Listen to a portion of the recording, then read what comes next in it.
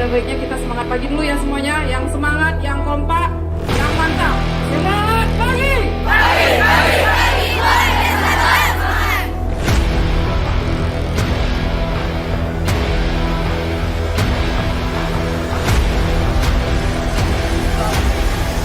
SMK Negeri 1 Jenip. Selamat datang di SMK Pusat Keunggulan SMK Negeri 1 Jenip, mendidik dan menjamin kerja. Bekerja sejak tahun 2003, kami hadir mendidik putra-putri bangsa dengan semangat dan nilai-nilai disiplin dalam membentuk karakter putra-putri bangsa melalui berbagai kegiatan unggul di sekolah. Di antaranya budaya 5S, apel pagi dan apel siang, bimbingan agama dan bakti kampus.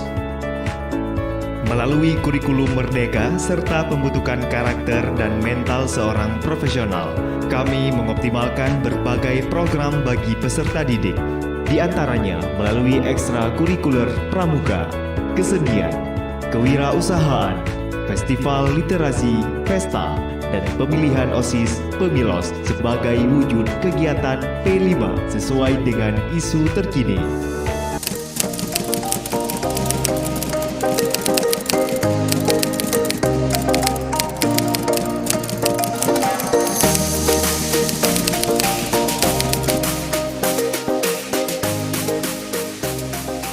Assalamualaikum warahmatullahi wabarakatuh.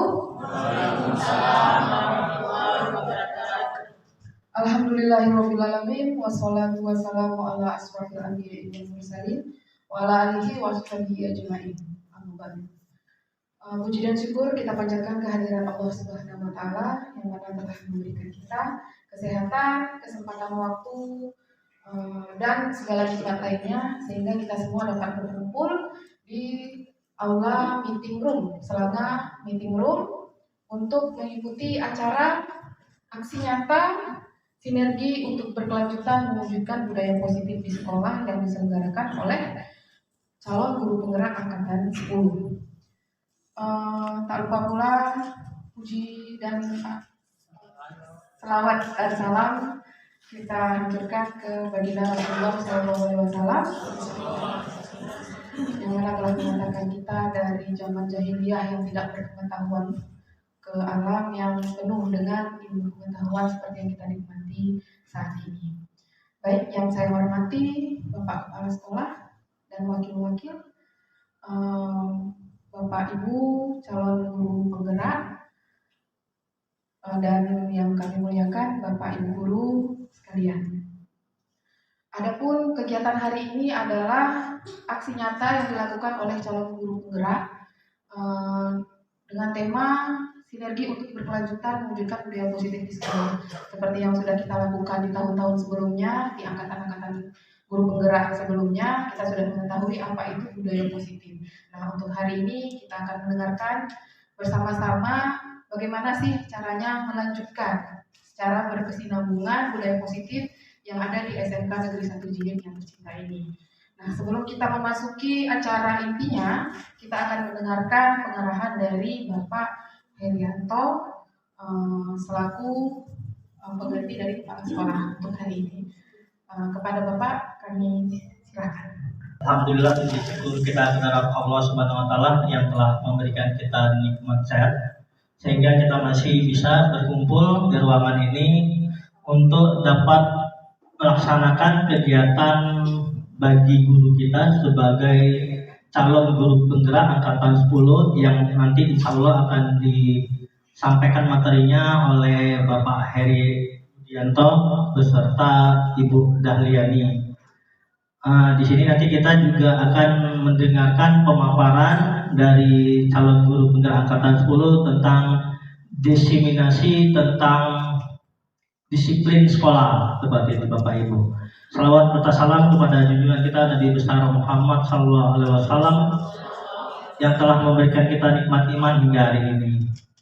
Yang saya hormati Bapak Kepala Sekolah dalam hal ini diwakili oleh saya, dikarenakan ada sesuatu kegiatan yang tidak bisa ditinggalkan yang saya hormati para wakil kepala sekolah SMK Negeri 1 Jenip, ketua program studi, kepala bengkel, serta yang saya hormati Bapak Ibu Dewan Guru yang telah bersedia hadir atas undangan peserta calon guru penggerak angkatan 10. Nah, di sini saya ingin menyampaikan bahwa di dalam kegiatan calon guru penggerak di modul 1.4 ya Bunda kayak ya, modul 1.4 itu materinya adalah tentang pemaparan diseminasi tentang kegiatan budaya positif yang mungkin nanti akan disampaikan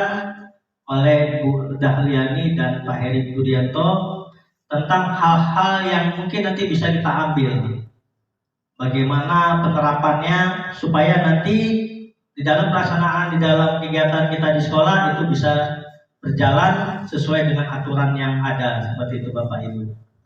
Nah, di sini juga saya berharap ini menjadi pionir-pionir kita selanjutnya, dikarenakan kita sudah beberapa yang menjadi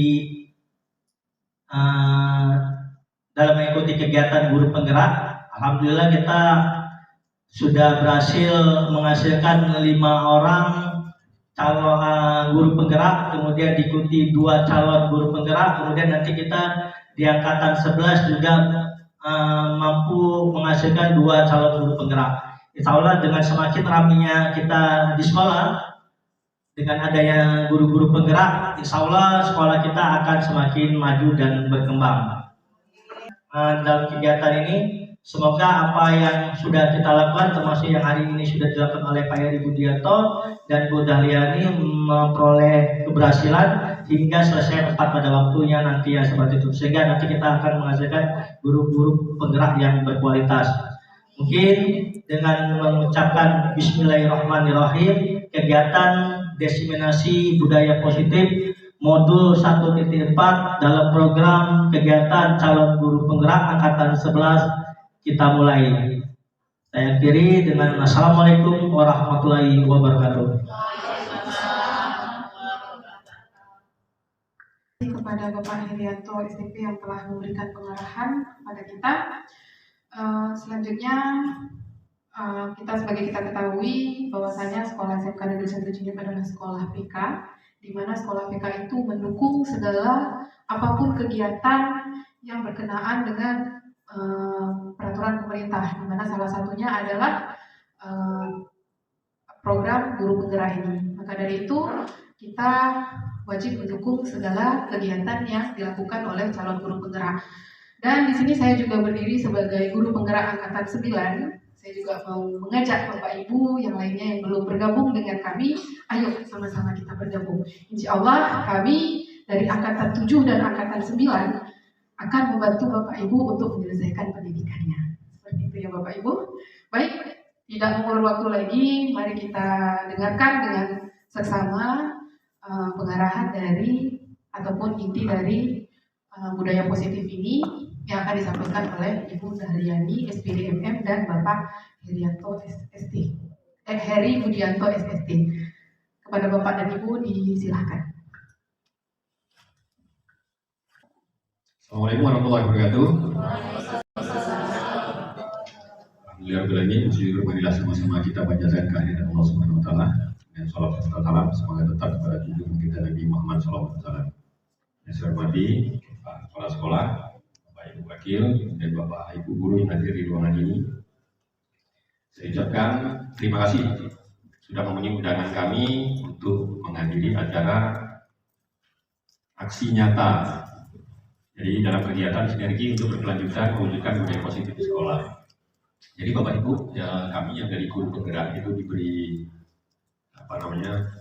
tugas. Jadi untuk menularkan atau memberikan semacam apa yang sudah kami berikan, apa yang sudah diberikan kepada kami, ini harus kami tularkan kepada guru-guru yang ada di sekolah melalui kegiatan aksi nyata, yaitu di modul 1.4 tentang penerapan budaya positif yang ada di sekolah. Jadi budaya positif ini mungkin ini budaya yang perlu dan sangat kita butuhkan di sekolah. Dan walaupun saya yakin dari Bapak Ibu mungkin di sini ada yang lebih senior dari saya, lebih lebih paham dari saya, mungkin lebih mengerti tentang ini. Jadi ini sebatas pendalaman saja. Bagi yang belum tahu mungkin ini ada ilmu baru, bagi yang sudah tahu berarti pendalaman saja. Karena di sini saya dan Bu Dahliani itu kita sadar diri lah bahwasanya kita berdiri di hadapan para guru. Jadi saya di sini ada dua hal yang tidak akan saya lakukan pada hari ini. Saya tidak akan menggurui para guru dan tidak akan mengajari para pengajar. Itu yang dua hal yang tidak akan saya lakukan hari ini. Tapi kita mungkin sebatas diskusi saja. Ya, mengerti Bapak Ibu ya? Siap ya? Yang semangat dong Bapak Ibu ya. Ya, karena kita harus selalu semangat. Karena di grup penggerak itu diajarkan kita harus selalu semangat dalam berusaha. Ya, kita SMK sini punya yel seperti yang sudah kita ajarkan pada anak-anak kita. Semangat ya, yang kompak ya. Ibu Ayu sampaikan itu kan, yang semangat, yang kompak.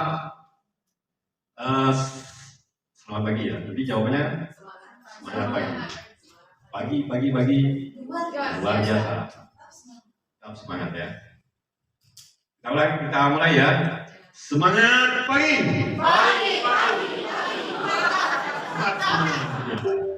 Tepuk tangan kita semua. Lagi ya? Iya. Oke, kita ulang sekali lagi.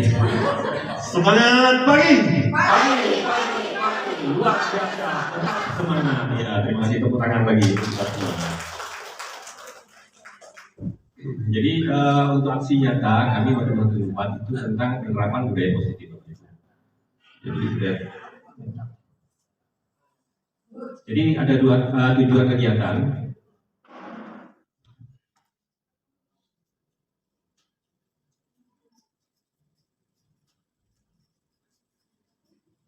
Yang pertama adalah berbagi pemahaman dan pengalaman dalam menerapkan budaya positif kepada rekan guru. Jadi seperti yang saya sampaikan tadi, saya dan Dahliani itu akan membagikan kepada para bapak ibu guru tentang budaya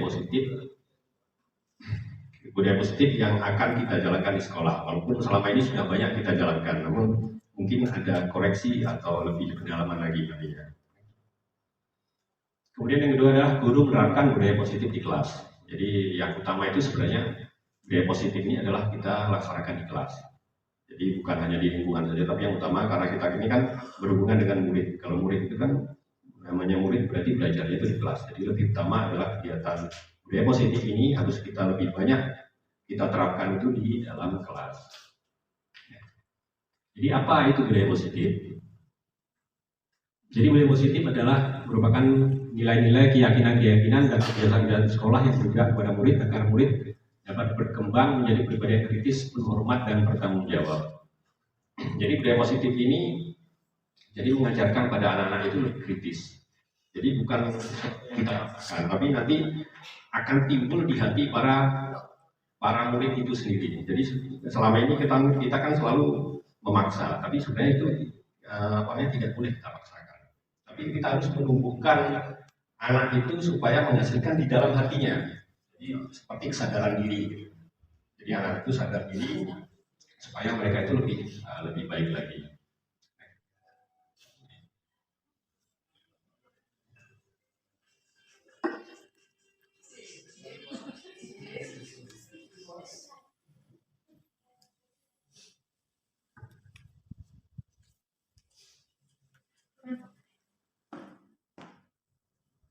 Paksaan.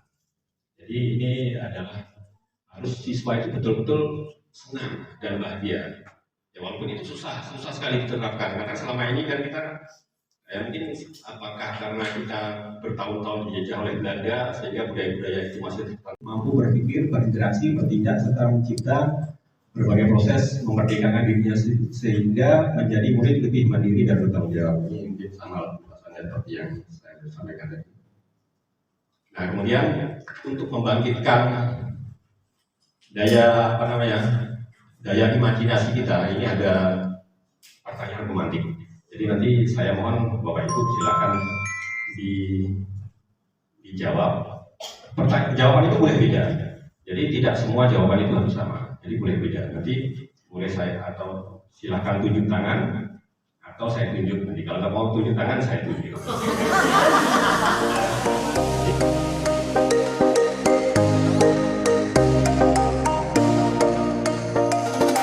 Ya, jadi saya bukan memaksa, ini untuk membangkitkan semangat. Ya.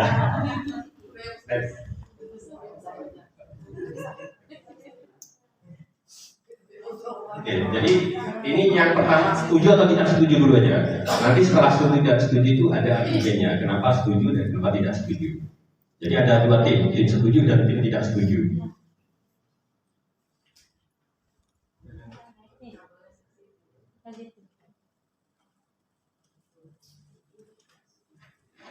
Hukuman dapat mendisiplinkan anak. Tidak setuju. Ya, kalau merasa setuju ya setuju saja gitu. Jangan maksudnya jangan ikut jangan terbawa oleh apa yang saya sampaikan. Misalkan itu Bapak Ibu punya pemikiran berbeda ya silahkan. Yang setuju angkat tangan. Setuju ya, oke setuju. Ibu Jakia setuju, Ibu Rizky setuju nggak setuju kan?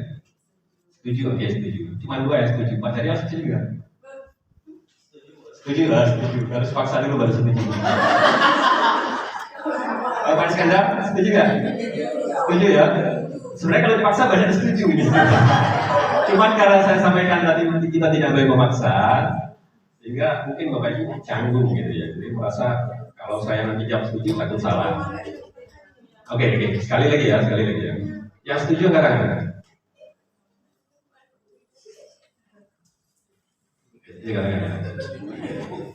Oke, berarti sisanya tidak setuju. Atau kita mau jawab dulu? Jawab ya, oke silakan. Jagia. Kenapa Ibu Jagia setuju? Hukuman dapat mendisiplinkan anak. Bukan dalam arti hukuman itu kita bayangkan bahwa anak itu kita hukum, misalnya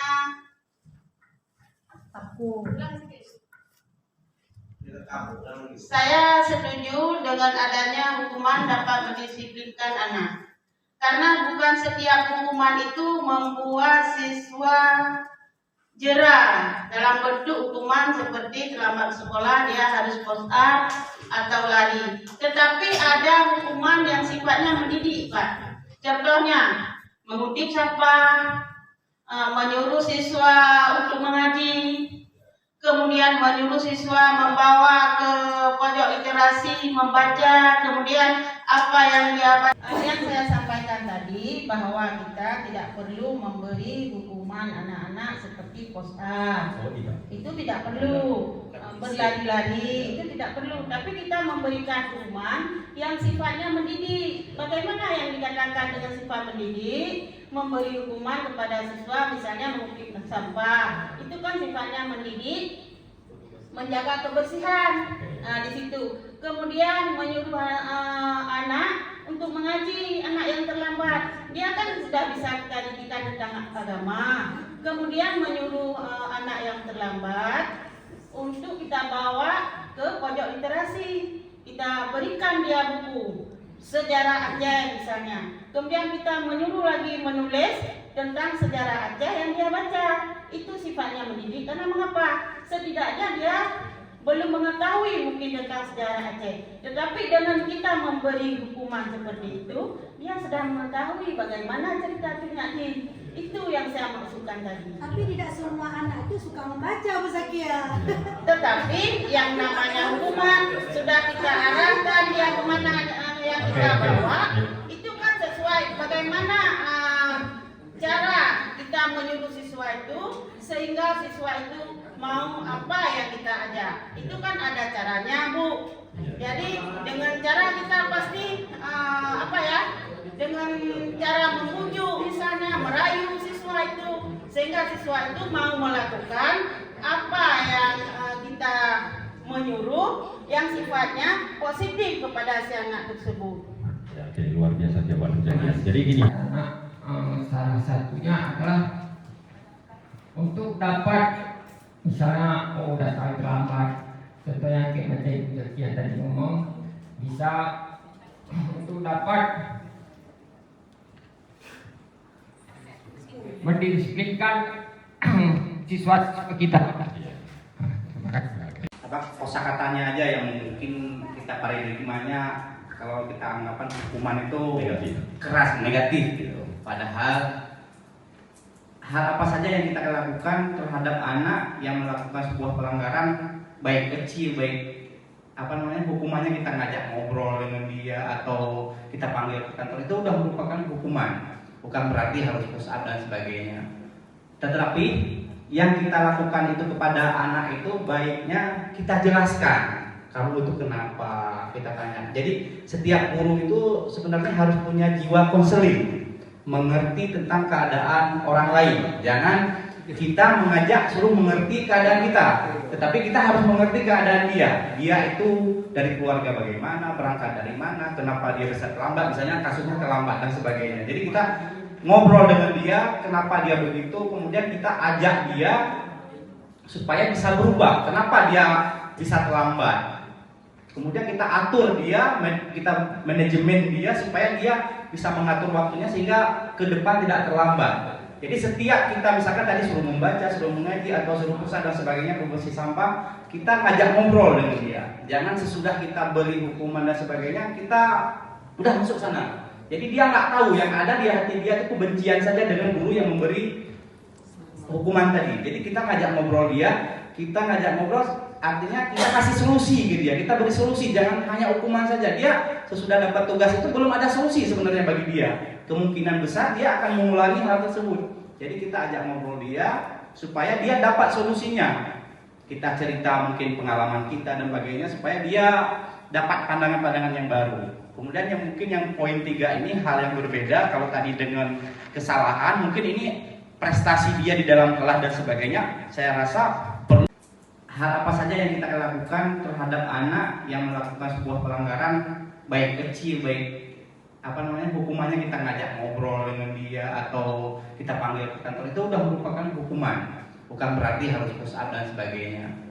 Tetapi yang kita lakukan itu kepada anak itu baiknya kita jelaskan. Kamu itu kenapa? Kita tanya. Jadi setiap guru itu sebenarnya harus punya jiwa konseling, mengerti tentang keadaan orang lain. Jangan kita mengajak suruh mengerti keadaan kita, tetapi kita harus mengerti keadaan dia. Dia itu dari keluarga bagaimana, berangkat dari mana, kenapa dia bisa terlambat, misalnya kasusnya terlambat dan sebagainya. Jadi kita ngobrol dengan dia, kenapa dia begitu, kemudian kita ajak dia supaya bisa berubah, kenapa dia bisa terlambat. Kemudian kita atur dia, kita manajemen dia supaya dia bisa mengatur waktunya sehingga ke depan tidak terlambat. Jadi setiap kita misalkan tadi suruh membaca, suruh mengaji atau suruh pusat dan sebagainya, bersih sampah, kita ngajak ngobrol dengan dia. Jangan sesudah kita beri hukuman dan sebagainya kita udah masuk sana. Jadi dia nggak tahu yang ada di hati dia itu kebencian saja dengan guru yang memberi hukuman tadi. Jadi kita ngajak ngobrol dia, kita ngajak ngobrol artinya kita kasih solusi gitu ya. Kita beri solusi, jangan hanya hukuman saja. Dia sesudah dapat tugas itu belum ada solusi sebenarnya bagi dia. Kemungkinan besar dia akan mengulangi hal tersebut. Jadi kita ajak ngobrol dia supaya dia dapat solusinya. Kita cerita mungkin pengalaman kita dan sebagainya supaya dia mendisiplinkan. Mereka tidak terbiasa dengan budaya disiplin. Cuma mungkin maksudnya jangan membuat anak merasa malu kepada siapa dengan teman-temannya ketika dia melakukan hukuman. Jadi seolah kita juga membuat hukuman yang ya sewajarnya seperti tadi Bu Zakia bilang. Membaca itu hanya salah satu, membersihkan juga salah satu gitu. Tapi juga tidak bermain fisik. Entah kalau mau push up mau ini juga saya rasa kalau anak SMK ya, kalau jurusan saya mungkin di kegiatan seperti itu masih perlu karena mereka perlu waktu lama untuk berdiri ketika bekerja. Jadi kalau tidak berkembang menjadi pribadi yang kritis, berhormat dan bertanggung jawab. Jadi budaya positif ini jadi mengajarkan pada anak-anak itu kritis. Jadi bukan yang kita katakan, tapi nanti akan timbul di hati para murid itu sendiri. Jadi selama ini kita kan selalu memaksa, tapi sebenarnya itu tidak boleh. Ada semacam paksaan. Jadi ini adalah harus siswa itu betul-betul senang dan bahagia. Ya walaupun itu susah sekali diterapkan karena selama ini kan kita mungkin apakah karena kita bertahun-tahun dijajah oleh Belanda sehingga budaya-budaya itu masih tertanam dalam diri kita. Mungkin saja seperti itu. Karena kalau anak-anak itu tidak dipaksa, anak-anak itu tidak mau bergerak. Ya contoh seperti kita sendiri lah, kita juga seperti itu. Kalau tidak dipaksa, contoh diri saya sendiri juga mungkin seperti itu. Namun dalam dunia pendidikan dilarang.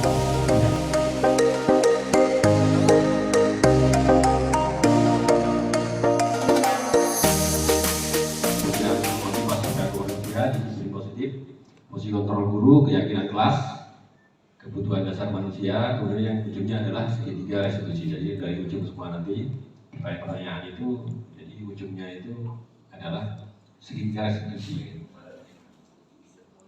Perubahan paradigma belajar teori kontrol. Jadi dalam menciptakan budaya positif kita perlu perhatikan lebih mendalam tentang strategi yang menumbuhkan 5 positif di sekolah. Dengan bukan berbagai upaya dalam menerapkan pendekatan disiplin tersebut akan berkaitan dengan kontrol guru terhadap siswa. Jadi kontrol itu penting. Jadi guru itu harus menjadi kontrol bagi siswa, karena kalau siswa kita tidak kontrol itu akan menjadi seperti disampaikan Ucak tadi, lepas kontrol. Ya sebenarnya bukan siswa saja, semua manusia pada dasarnya tanpa adanya kontrol itu akan menyebabkan kita lepas kontrol.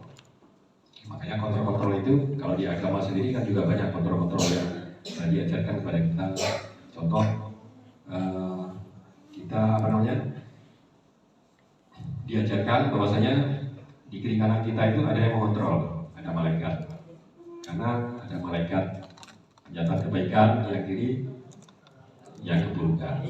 Jadi apakah seandainya tidak ada kontrol seperti itu, apakah kita akan menjadi manusia yang seperti apa yang diharapkan?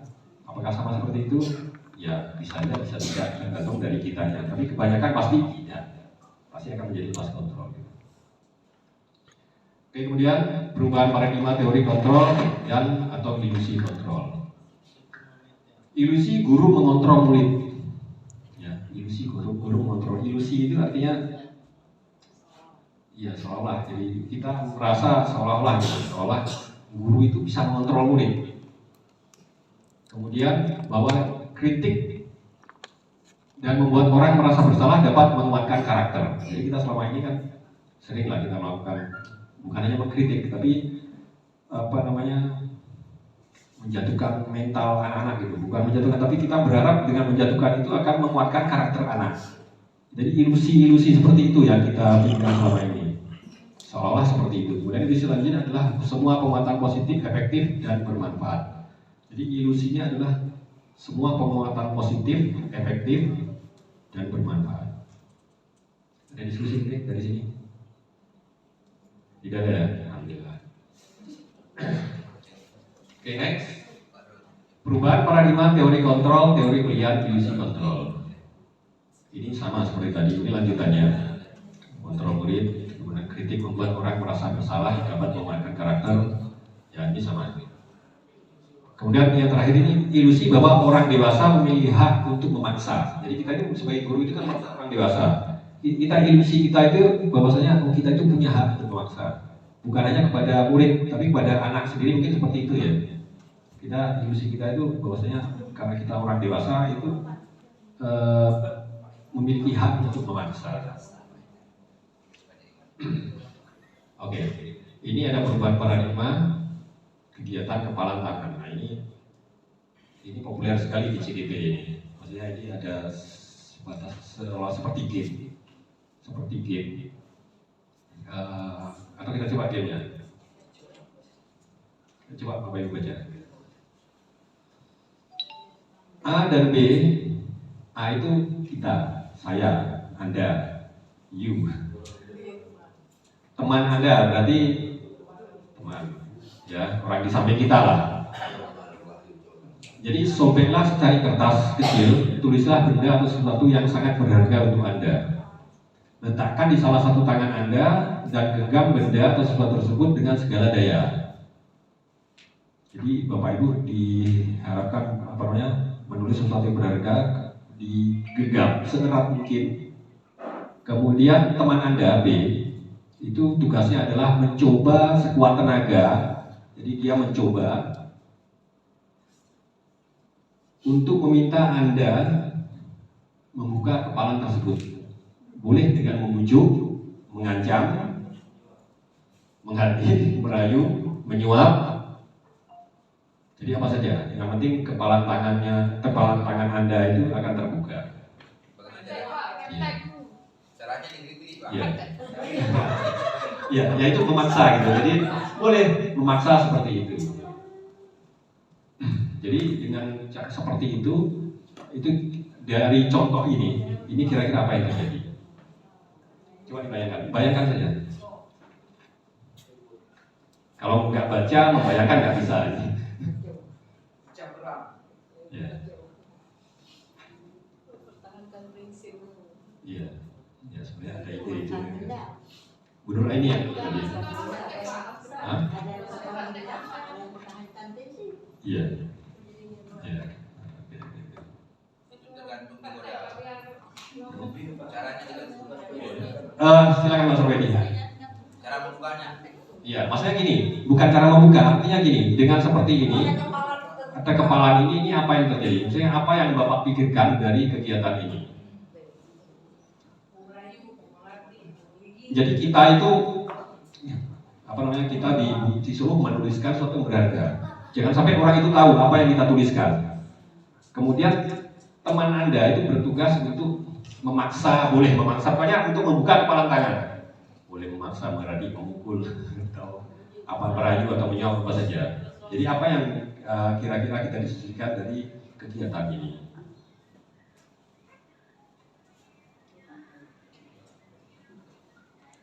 Baik,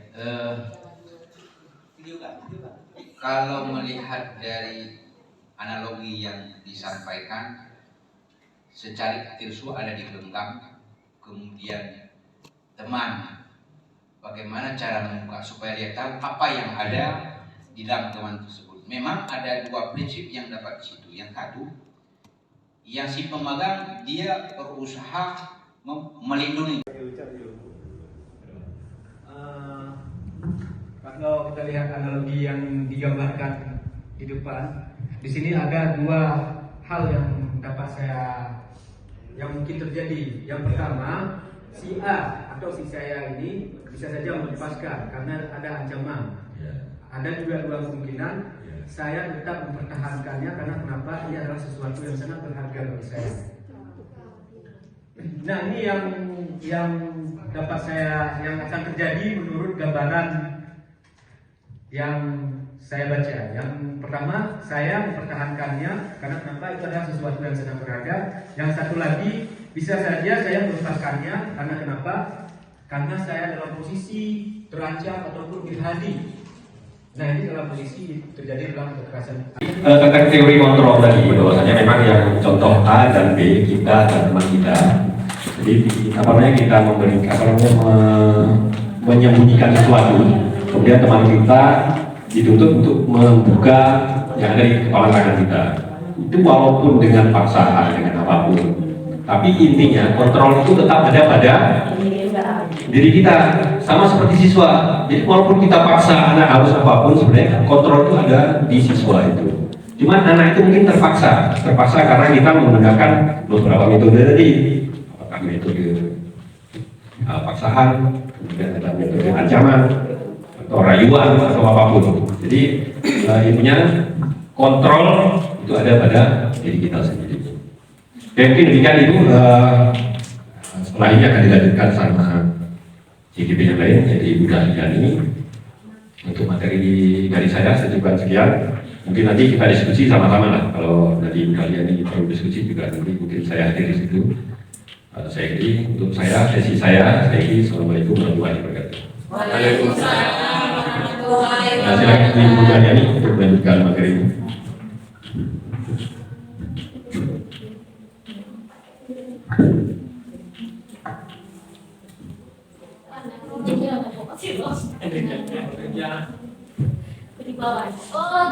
Masih semangat kita Bapak Ibu.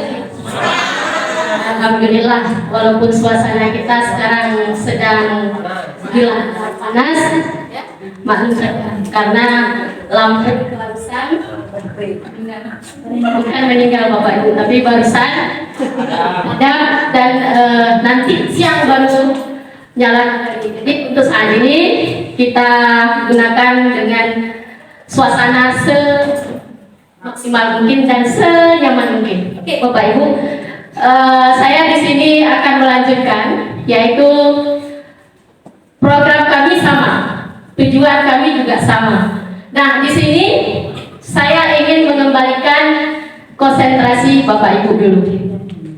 Siap? Siap. Siap.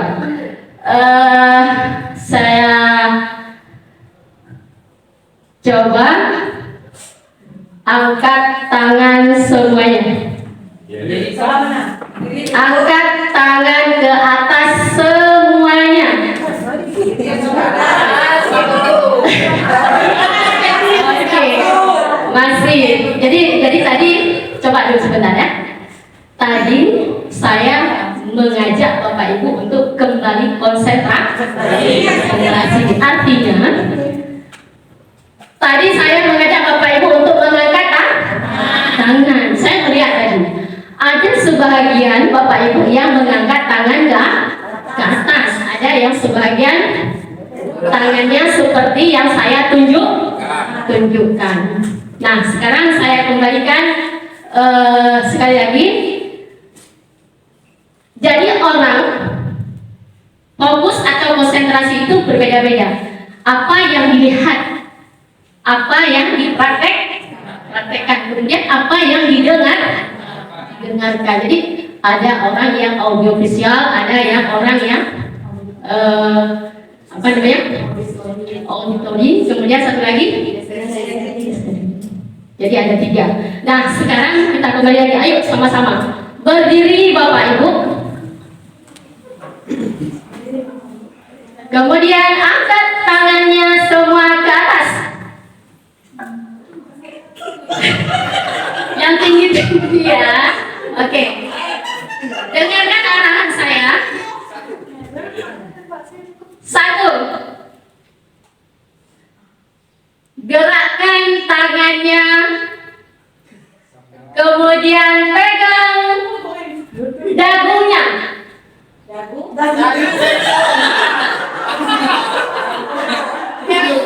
Nah, kan masih belum juga.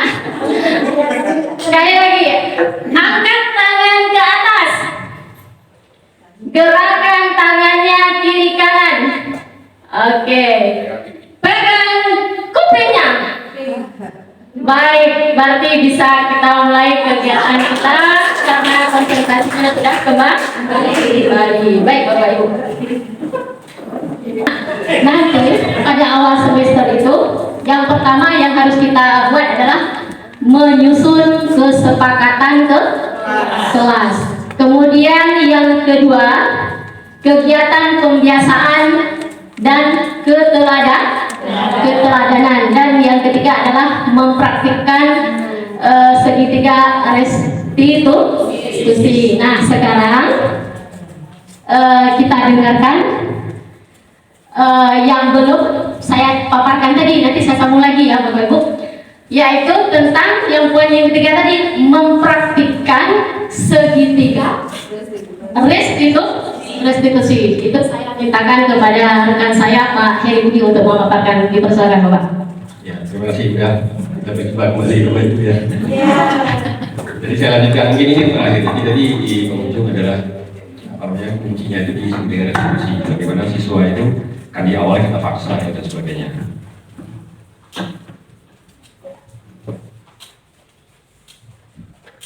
Ini ada pertanyaan. Jika murid melakukan pelanggaran, apakah langkah kita? Apakah mereka kita beri hukuman atau kita maafkan saja? Jadi dari tadi kan kita tidak boleh memberi hukuman. Tapi pertanyaannya, apakah kita beri hukuman atau kita maafkan saja? Pembinaan Pak Heri.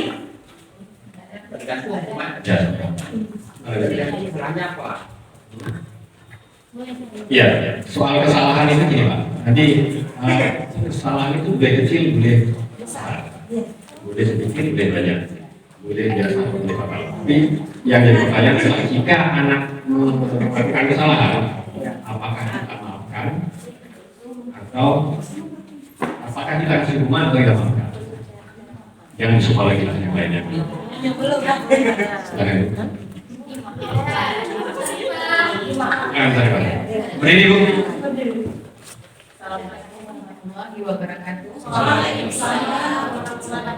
Siswa kalau memang melanggar, kita beri hukuman yang memang hukumannya jangan yang fisik, please, tapi yang memang mendidik. Berarti kalau dimaafkan mungkin saja kan sesuatu mengulang lagi. Kan beda-beda siswa, ada juga yang ada efek jerah siswanya, tapi ada juga yang bisa mengulangi lagi. Oke, terima kasih. Kasih aplaus kepada Ibu Sarita. Kamu jawab kemudian. Ya, atau gantian atau gimana?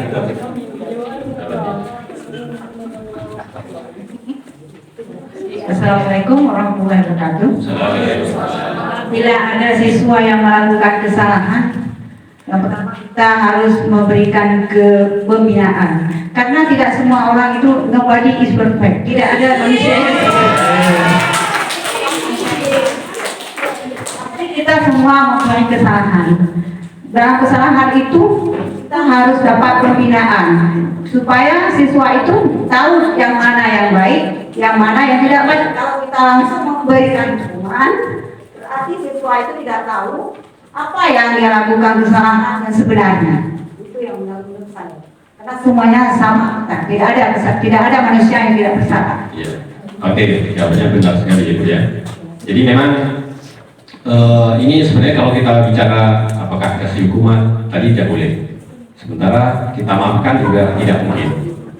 Jadi dalam segi restitusi ini, jadi kita dituntut sebagai guru itu bukan hanya mencari fokusnya pada kesalahan siswa. Jadi selama ini kan kita fokus siswa melakukan pelanggaran. Misalkan anak tidak menggunakan baju seragam hari ini atau baju praktek. Ya. Kita fokusnya itu saja, anak tidak menggunakan baju seragam, berarti harus biasanya kita hukuman, keliling lapangan, membersihkan sampah. Nah itu berarti kita fokus pada kesalahan. Jadi sampaikan oleh Yuda betul, bahwasanya nobody is perfect, tidak semua manusia itu sempurna. Ya, jadi kita harus fokus sebenarnya yang kita fokuskan itu adalah dari penyebabnya. Kenapa anak melakukan seperti itu? Nah itu yang harus kita harus kita perhatikan selama ini. Jadi kita cari tahu kenapa anak berbuat seperti itu.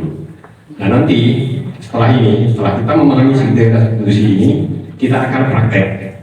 Jadi akan praktek, satu jadi guru, satu jadi siswa yang membuat kesalahan, satu lagi Bapak Ibu sebagai guru yang mengajar di kelas tersebut. Ya boleh. Oke, jadi menurut teori di sini, segitiga restitusi itu adalah proses menciptakan kondisi bagi murid untuk memperbaiki kesalahan mereka, sehingga mereka bisa kembali pada kelompok mereka dengan karakter yang lebih kuat. Jadi segi restitusi itu ada 3. Yang pertama validasi tindakan yang salah, kemudian menanyakan keyakinan, yang terakhir adalah menstabilkan identitas. Jadi menstabilkan identitas ini adalah untuk membuat anak merasa gagal karena berbuat salah menjadi positif terhadap dirinya. Kemudian validasi kebutuhan adalah membantu murid mengenali basic kebutuhan dasar yang ingin dipenuhinya ketika melakukan kesalahan itu.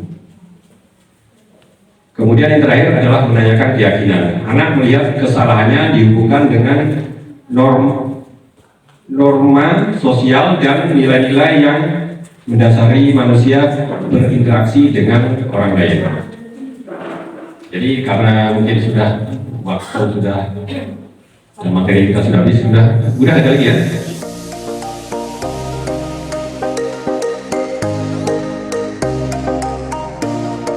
Kita coba praktek ya. Jadi Ibu Ayu sebagai guru yang mengajar di kelas Ibu, kemudian ada siswa yang terlambat atau tidak menggunakan baju seragam atau baju praktek ya. Ya, silakan. Jadi nanti seolah-olah gini, Ibu Ayu itu melakukan segitiga restitusi. Jadi ketika anak melakukan pelanggaran itu apa yang dilakukan? Misalkan Ibu memanggil di kantor misalkan, kemudian kalimat-kalimat apa yang diinginkan supaya anak itu bisa kembali disiplin lagi tanpa menyakiti si anak tersebut. Kita praktek ya. Coba Bayu kursi satu lagi. Iya.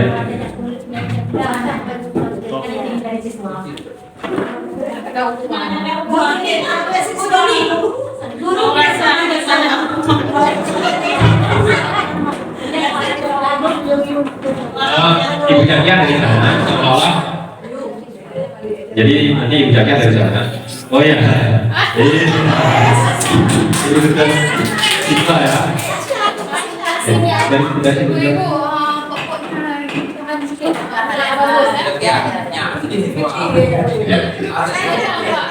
Ibu Jakia pura-pura ini masuk ke ruangan Ibu Yuwanita. Mana mic-nya tadi? Ibu Jakia, assalamualaikum. Ya, pegang mulai ya. Kita mulai. Pegang aja. Assalamualaikum. Ya, action. Oh iya.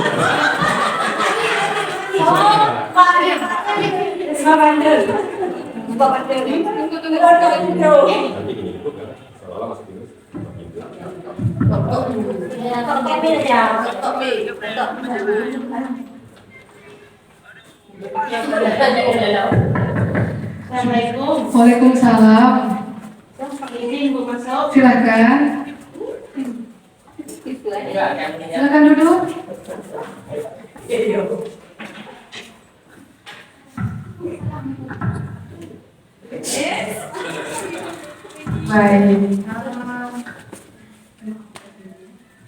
Baik. Baik, Zakia.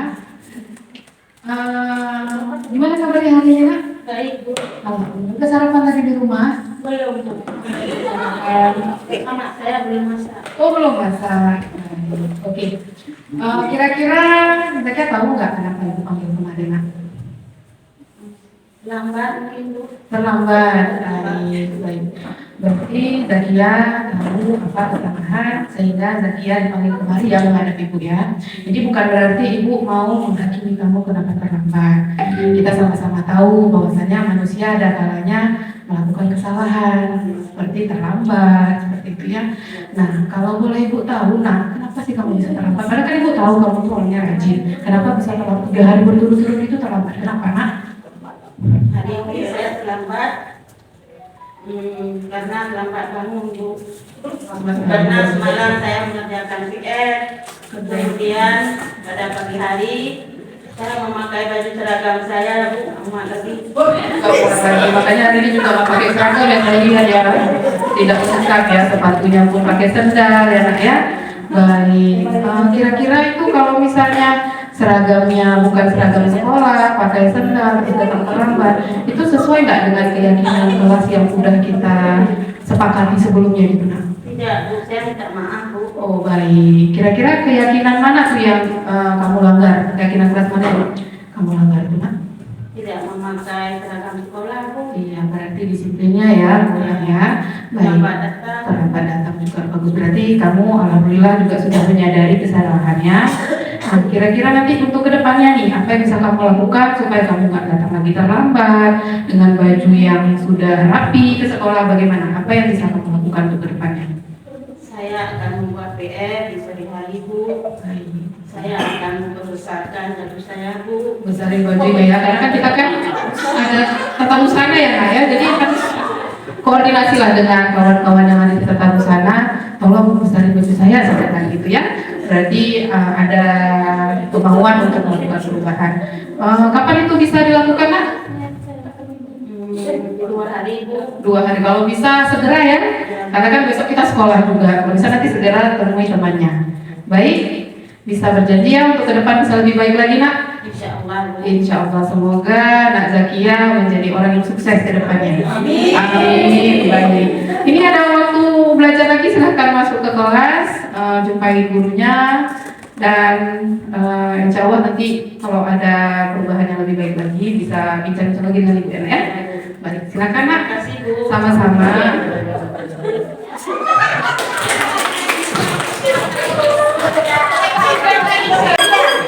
Oke, terima kasih. Sekali lagi kepada aktor kita. Please ya. Jadi memang seperti itu Bapak Ibu. Jadi ketika anak melakukan kesalahan, kita tidak boleh langsung menghukum, tapi kita cari tahu kira-kira kenapa anak berbuat seperti itu, kenapa anak melakukan pelanggaran. Kemudian di ujungnya kita kasih motivasi dan penguatan. Jadi intinya anak itu nanti akan sadar sendiri, walaupun ini berat sekali ini, karena tidak semua anak itu punya pemikiran yang seperti contoh Najariah tadi. Karena biasanya anak itu kalau sudah melakukan pelanggaran, ketika kita tegur itu ada yang emosi atau marah atau tidak mau. Ya, mungkin ada beberapa contoh yang teman kita kemarin ada yang tegur, datang orang tuanya marah-marah dan seperti itu. Itu memang kondisi lapangan yang memang tidak bisa kita lakukan. Namun dalam kita sebagai guru, tindakan yang kita lakukan itu harusnya yang seperti itu dulu, seperti yang dicontohkan sama Ibu Ayu dan Nadia. Jadi seperti itu ya Bapak Ibu. Jadi itu namanya segitiga restitusi. Jadi nanti silakan nanti kita praktekkan dalam kegiatan pembelajaran sehari-hari. Mudah-mudahan ke depan anak-anak itu menjadi lebih baik lagi. Mungkin ini yang dari saya cukupkan sekian. Nanti akan dijelaskan sama teman CDP satu lagi Ibu Dahyani sampai selesai materi dan penutupan. Saya akhiri dari saya. Assalamualaikum warahmatullahi wabarakatuh.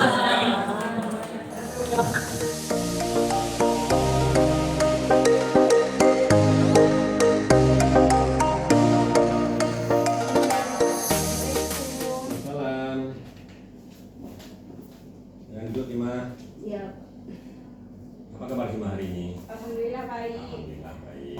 Jadi Sima tahu nggak kenapa Bapak panggil kemari? Tahu Pak. Kenapa? Karena sering terlambat ke sekolah. Ya, jadi kenapa kamu akhir-akhir ini sering terlambat? Karena dulu kamu nggak seperti ini, tapi akhir-akhir ini Bapak sering lihat kamu tuh beberapa kali terlambat. Kenapa Sima? Karena faktor kendaraan sih yang pertama Pak kan. Ya. Yang kedua rumah saya nggak jauh dari jalan. Ya memang itu kendala juga. Semua orang mungkin mengalami seperti itu jika rumahnya jauh dengan jalan raya kan.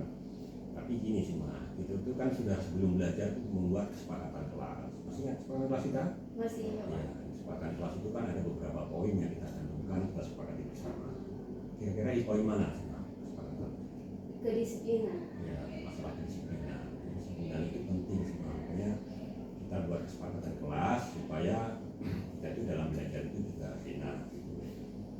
Nah kemudian kira-kira ke depan apa yang mesti lakukan supaya tidak melanggar poin tadi?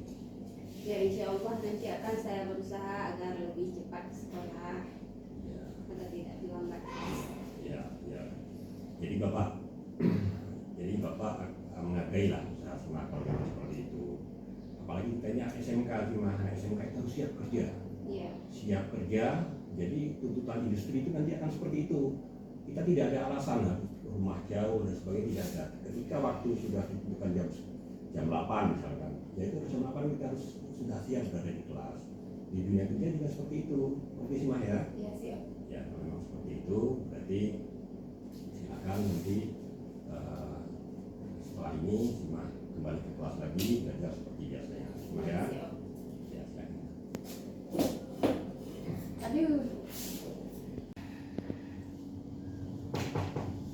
Ya, silakan. Salam. Lewat. Ya.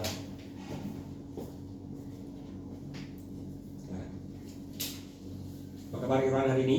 Alhamdulillah baik Pak. Alhamdulillah baik. Jadi Irfan tahu nggak kenapa Bapak panggil kemari? Tahu Pak. Ya, apa-apa? Karena lupa membawa baju praktek Pak. Ya, lupa membawa baju praktek. Jadi kita namanya di bengkel itu kan harus pakai baju praktek. Kamu ingat nggak? Waktu sebelum kita belajar itu kita kan ada namanya kesepakatan kelas. Masih ingat kan? Masih Pak. Poin mana gitu pelanggaran itu Pak? Di poin 3. Apa itu? Memakai baju praktek atau wear park. Ya, memakai baju praktek atau wear park. Jadi ketika di kelas dan di tempat bengkel atau praktek itu berbeda. Kalau di kelas berarti seragam seperti biasa. Tapi kalau di bengkel praktek ya harus menggunakan baju praktek. Ya, ngerti Pak ya? Siapa? Jadi kenapa kamu kok kemarin itu nggak bawa baju praktek? Kemarin habis dipakai Pak. Habis itu pada dicuci Pak. Ya itu memang nggak boleh seperti itu. Jadi ke depan itu harus memakai baju praktek ya. Jadi supaya kamu tidak melanggar lagi kira-kira apa yang akan kamu lakukan? Saya akan berusaha untuk habis dipakai langsung dicuci Pak. Ya, Ya, jadi pemakaian baju praktek itu juga termasuk kedisiplinan nih Pak. Kita ini kan anak SMK. SMK itu harus selalu siap apapun kejadiannya, apapun kegiatannya itu harus selalu siap. Apalagi nanti setelah kamu tamat itu kan bekerja. Di dunia kerja itu harus seperti itu. Jadi perlengkapan atau apapun yang ditetapkan oleh perusahaan itu harus kamu ikuti, sama juga seperti di sekolah ya. Oke, jadi Bapak menghargailah usaha kamu kalau memang kamu mau memperbaiki semua itu. Supaya ini kan demi kamu juga, demi kita semua ya Ipan ya. Baik Ipan, kalau seperti itu setelah ini kamu silakan kembali ke kelas belajar seperti biasanya ya Ipan ya. Ya silakan Ipan. Terima kasih Pak. Ya.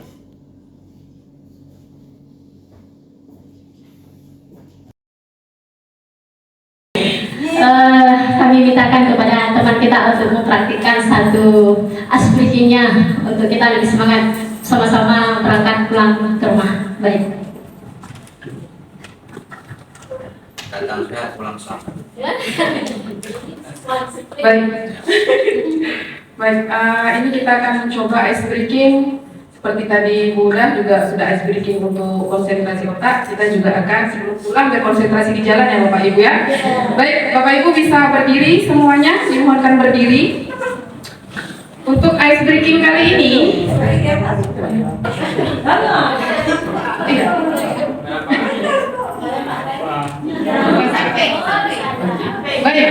untuk ice breaking kali ini, adalah panjang pendek. Panjang pendek. Jadi ketika saya bilang panjang, itu tangannya seperti ini. Kalau saya bilang panjang, itu tangannya seperti ini. Kalau saya bilang pendek, berarti jadi ikuti aturannya ya. Ketika saya bilang panjang, berarti posisi tangan seperti ini. Kalau saya bilang pendek, berarti posisi seperti ini. Baik, kita mulai dari sekarang. Siap? Siap. Kurang kompak. Siap? Siap. Oke, baik. Siap, tadi kita terus tangannya. Oke, siapkan tangannya ke depan. Oke. Panjang, panjang, pendek, pendek, pendek, panjang, panjang, pendek, panjang, pendek, pendek, panjang. Tolong fokus ya, sekali lagi ya Bapak Ibu ya. Sekali lagi. Oke, fokus semuanya.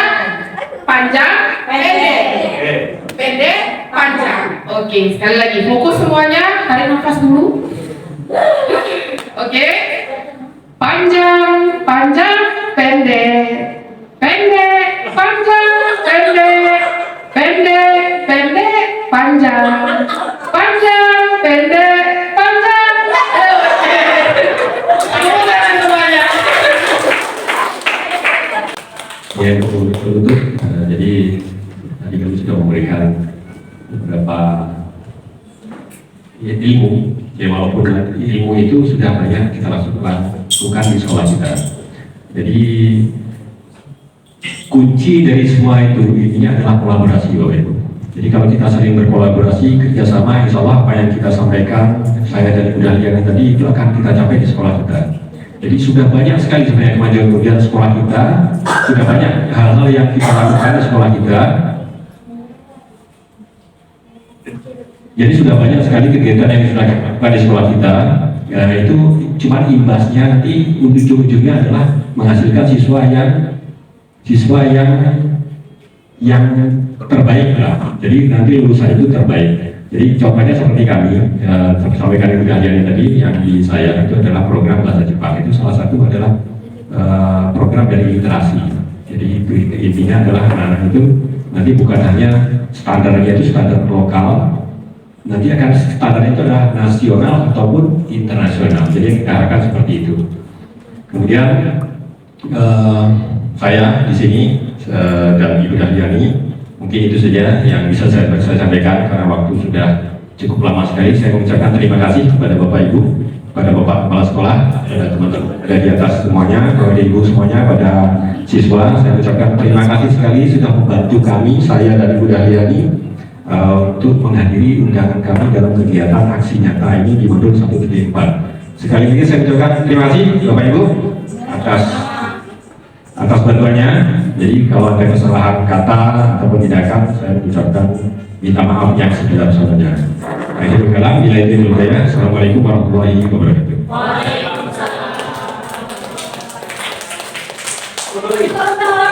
Seperti biasa. Ya.